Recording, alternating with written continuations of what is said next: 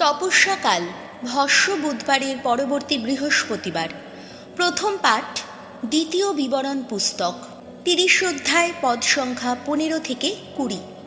আনুগত্যের আশীর্বাদ কিংবা অবাধ্যতার অভিশাপ। মসি একদিন ইসরায়েল জনমণ্ডলীকে এই কথা বললেন, এই দেখো, আমি আজ তোমাদের সামনে রেখেছি একদিকে জীবন ও সুখ, আর একদিকে মৃত্যু ও দুঃখ। তোমাদের ঈশ্বর ভগবানের ওই যে সমস্ত আদেশ আমি আজ তোমাদের পালন করতে বলছি, তোমরা যদি তা মেনে চলো, তোমাদের ঈশ্বর ভগবানকে যদি ভালোই বাসো, তাঁর দেখানো পথেই যদি চলতে থাকো, তার সমস্ত আদেশ, বিধি নির্দেশ ও নিয়ম নীতি যদি পালন করেই চলো, তাহলে তোমরা প্রাণে বেঁচে থাকতে পারবে আর তোমাদের জনসংখ্যা বৃদ্ধি পাবে। তাছাড়া যে দেশের মধ্যে প্রবেশ করে তোমরা এবার তা অধিকার করে নেবে, তোমাদের ঈশ্বর ভগবান সেই দেশে তোমাদের আশীষ ধন্য করবেন। এদিকে তোমাদের মনটা যদি অন্যদিকে যায়, তোমরা যদি শুনতে না চাও, যদি প্রলোভনে পড়ে অন্য সব দেবতার সামনে প্রণত হও এবং তাদের সেবা করো, তাহলে আমি আজ তোমাদের বলে রাখছি, তোমরা কিন্তু মরবেই মরবে। জর্ডন নদী পার হয়ে যে দেশের মধ্যে প্রবেশ করে তোমরা এবার তা অধিকার করে নেবে, সেই দেশে তোমরা সুদীর্ঘ জীবনযাপন করতে পারবে না। আমি আজ তোমাদের বিরুদ্ধে স্বর্গমর্তকে সাক্ষী রেখে বলছি, তোমাদের সামনে আমি এখন রেখেছি একদিকে জীবন আর একদিকে মৃত্যু, একদিকে আশীর্বাদ আর একদিকে অভিশাপ। তোমরা বরং জীবনকেই বেছে নাও, যাতে তোমরা ও তোমাদের বংশধরেরা প্রাণে বেঁচে থাকতে পারো।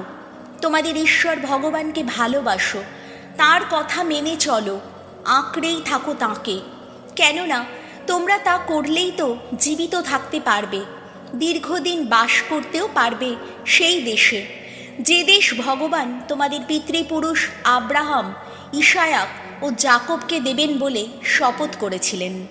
এই হলো প্রভুর বাণী। শাম সঙ্গীত ধুয়ো। ধন্য ধন্য সেই মানুষ, ভগবানই যার আশাস্থল। ধন্য সেই মানুষ, দুর্জনের মন্ত্রণায় যে চলে না, পাপীর পথে যে পা বাড়ায় না, বসে না বিদ্রূপ স্বভাবী মানুষের সভায়।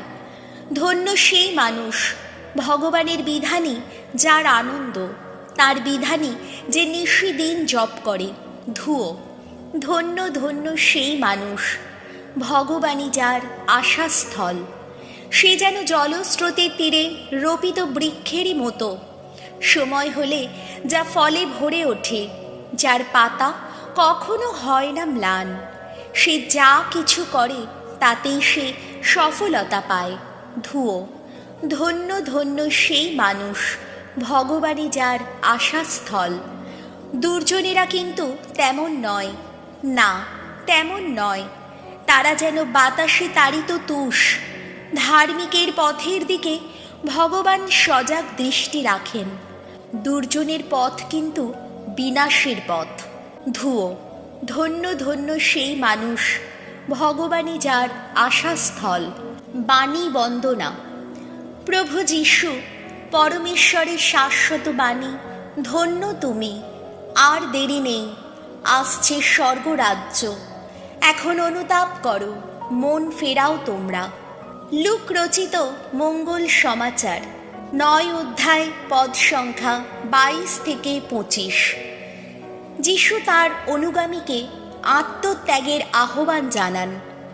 যিশু একদিন তার শিষ্যদের বললেন, মানবপুত্রকে বহু যন্ত্রণা ভোগ করতে হবে, প্রবীণদের ও প্রধান যাজকদের দ্বারা এবং শাস্ত্রীদের দ্বারা তাকে প্রত্যাখ্যাত হতে হবে, তাকে নিহত হতে হবে, তারপর 3য় দিনে তাকে পুনরুত্থিত হতে হবে।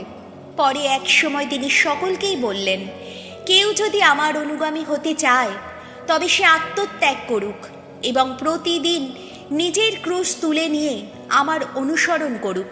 কেননা যার কাছে নিজের জীবন রক্ষা করাটাই বড় কথা, সে তা হারাবেই। এদিকে আমার জন্যে যে নিজের জীবন হারাবে, শেষে সে কিন্তু তা রক্ষাই করবে।